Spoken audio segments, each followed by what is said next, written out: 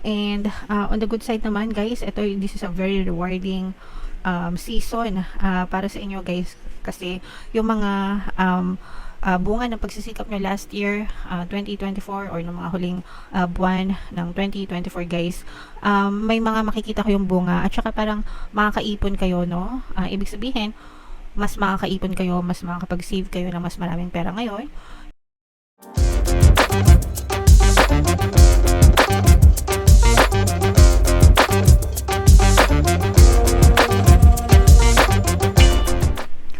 Hello guys, hello Capricorn, welcome back to Pinay Pixie Tarot. Ang pamagat ng episode natin for tonight is first half kapalaran ngayong 2025, so from January to June mga kapixie.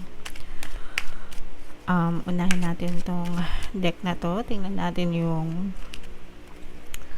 mga mensahe sa inyo or mga paparating sa inyo guys ngayong first half ng 2025. So, eto mga kapixie, these are very positive messages, no? With this patience in reverse, ibig sabihin nito, konting tiis na lang, guys, and maaaring makamit ang inyong hinihiling ngayong first half ng 2025. So, ibig sabihin, medyo mabilis, guys, no? And may panahon na kayo or may time na kayo para makapagpahinga.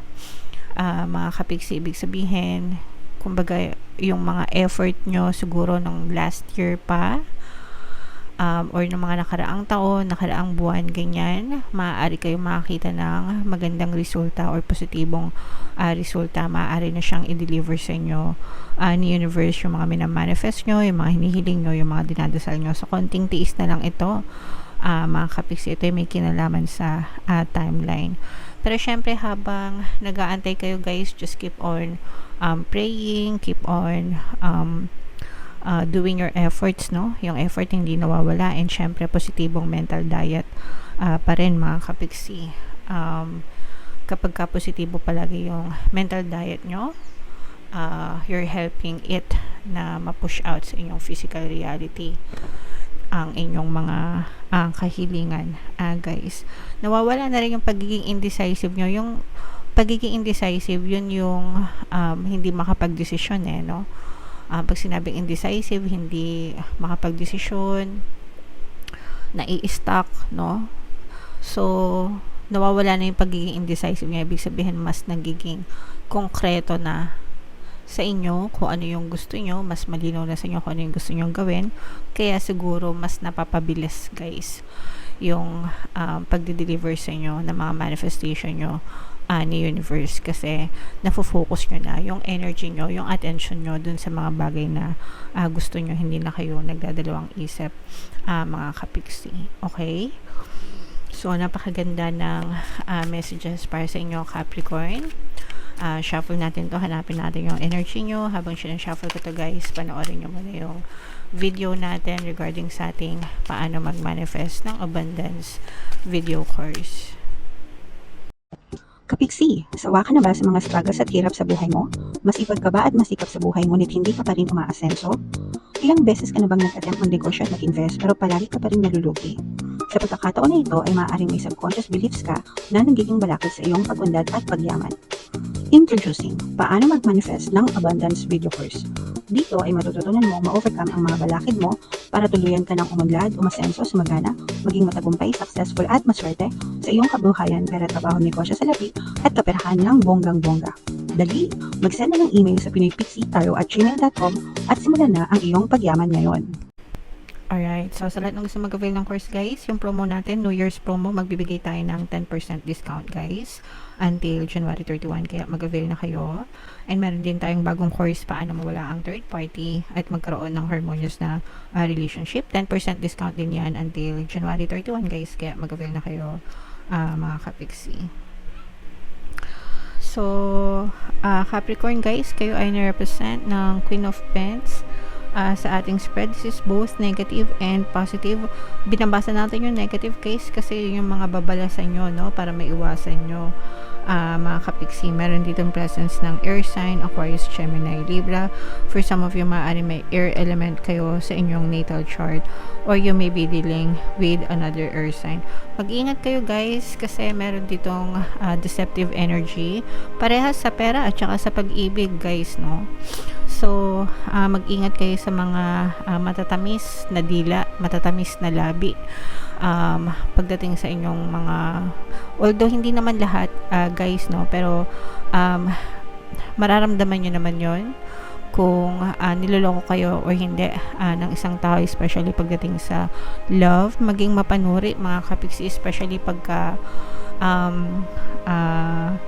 mga bago pa lang, no, mga bagong nanliligaw, bagong nanunuyo, no, dapat kilalanin nyo muna ng mabuti yung kanilang personalidad mga kapiksi bago kayo sumagot ng oo sa kanila, especially kung hindi nyo pa sila nakikilala ng personal or harap-harapan, di ba?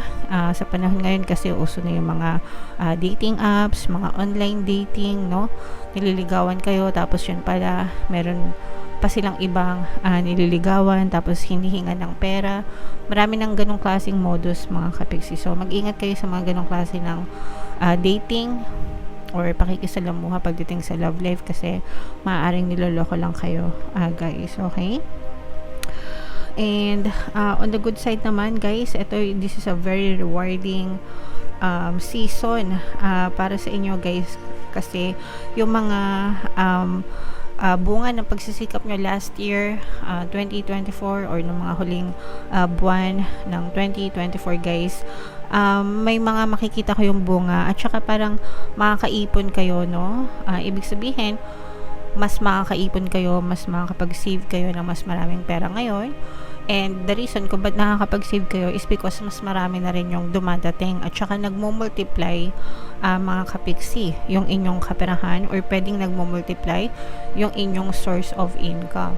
So kung dati isa lang yung source of income nyo, trabaho lang, ngayon parang may trabaho na kayo tapos pwedeng nagkakaroon pa kayo ng negosyo or sideline, side hustle, ganyan, no, kaya dumadami or nadadagdagan yung inyong kinikita. O kaya naman kung kayo ay may negosyo, baka mas dumadami yung kliyente nyo, yung mga customers nyo, nagbo-boom yung sales nyo, kaya mas marami na rin kayong naiipon. Pero definitely napakagandang rewards yan pagdating sa inyong kaperahan guys.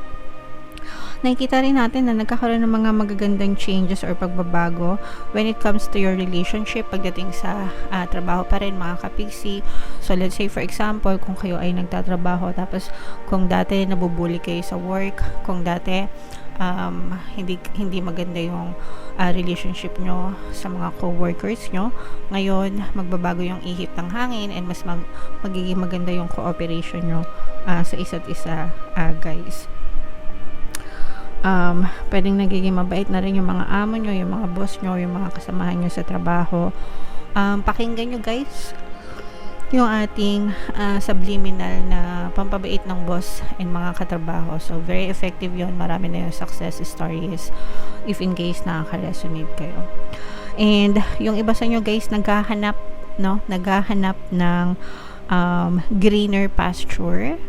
So yung mga naghahanap guys, kung naghahanap kayo, let's say for example naghahanap kayo ng bagong trabaho or bagong mapagkakakitaan, makikita nyo yung para sa inyo mga kapiksi, kasi parang ngayon alam mo na kung anong gusto mo, ngayon alam mo na kung anong gusto mong gawin mga kapiksi. Alright? So what else guys? Ito hindi naman to puro sarap mga kapiksi, no? Meron ding konting hirap.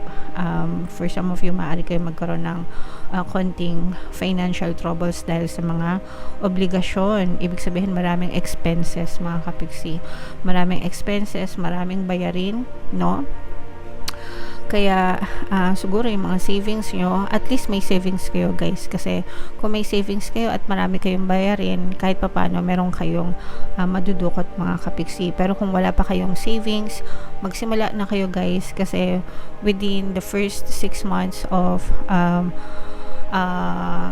2025, maaari kayong magkaroon ng medyo maraming gastusin, mga kapiksing. Okay, lalo na dun sa mga mag-a-abroad guys or magnenegosyo. Sa mga magnenegosyo kasi yung mga kapital, kung may bala kayong magtayo ng negosyo, medyo kailangan nyo talaga ng pera. Syempre, yung puhunan nyo, di ba, yung pag-aasikaso nyo ng mga requirements, paglalakad ng mga papel, lahat yan palabas yung pera, di ba? So kailangan niya talaga ng medyo malaki-laking pera dyan. And ganun din sa mga kapiksi natin na nagbabalak mag-abroad, mga kapiksi, kasi ang maganda dito is maaaring matuloy. Kung may mga plano kayo guys na mag-abroad, lumipad or magtrabaho sa ibang bansa, maaaring matuloy yan, mga kapiksi. Yun nga lang, syempre gagastos kayo, di ba? Yung mga nag-abroad, kailangan nila ng mga show money, kailangan nila ng mga placement fee, no, sa mga agencies. Basta guys, make sure na dun kayo sa mga legit na ahensya, no, mga lehitimong recruiters, mga kapiksi, para hindi kayo mapahamak guys. Okay, so yan, at saka yung sinabi natin na, yung sinabi ko sa inyo kanina na huwag kayong mag-alala kasi konting taste na lang. May mga mamamanifest kayo ng mga small wins and big wins din, mga kapiksi.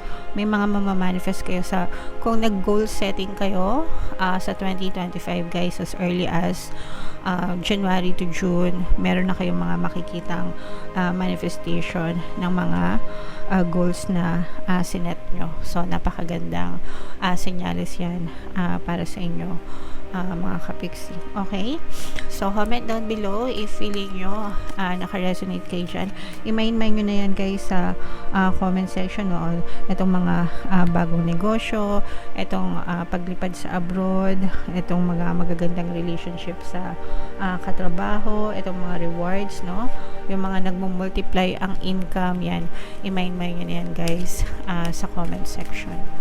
So bubunot lang tayo ng isa dito guys para sa additional na mensahe for you para ngayong first half ng 2025. The more energy and intention I bring to my faith, the more fearless and free I am. So yun yung sinasabi natin na the more na fino-focus nyo yung mga attention nyo, yung energy nyo sa inyong mga intentions, mga kapiksi, nawawala na yung pagiging indecisive nyo, diba? Mas nakaka-focus kayo sa mga gusto nyo, the more na nagmamanifest yung desires nyo, so nawawala na yung mga fear, nagiging malaya na kayo, diba? Kumbaga parang you are freeing yourself from negative circumstances, mga negative na influences, no, sa paligid. Sometimes kasi kaya tayo nagiging indecisive kasi meron tayong isang gusto, tapos may maririnig tayo na komento ng ganito, suggestion ni ganito, suggestion ni ganyan, diba? Rekomendasyon ni ganito. So nakaka-impluwensya sila sa inyo, diba? But at the end of the day guys, it's your life. Kayo pa rin yung magdidesisyon yan kung anong gusto nyong gawin, and syempre kung anong nasa puso nyo, sundin nyo. And the more na nakapag-decide kayo, the more na naninindigan kayo, kumbaga the more na mas mapapabilis yung journey ng inyong manifestation, mga kapiksi. Alright? So yeah, yan ang inyong reading, Capricorn, para ngayong first half ng 2025. Happy New Year sa inyong lahat. Comment down below if naka-resonate kayo. For more Capricorn readings guys, ito yung playlist nyo. Ito naman yung ating success stories ng paano mag-manifest ng abundance video course. Click here to subscribe. Ito yung ating mga pampaswerte sa luminals. Thank you for liking, sharing, and subscribing. See you next time. I love you all. Have a nice day. Bye-bye.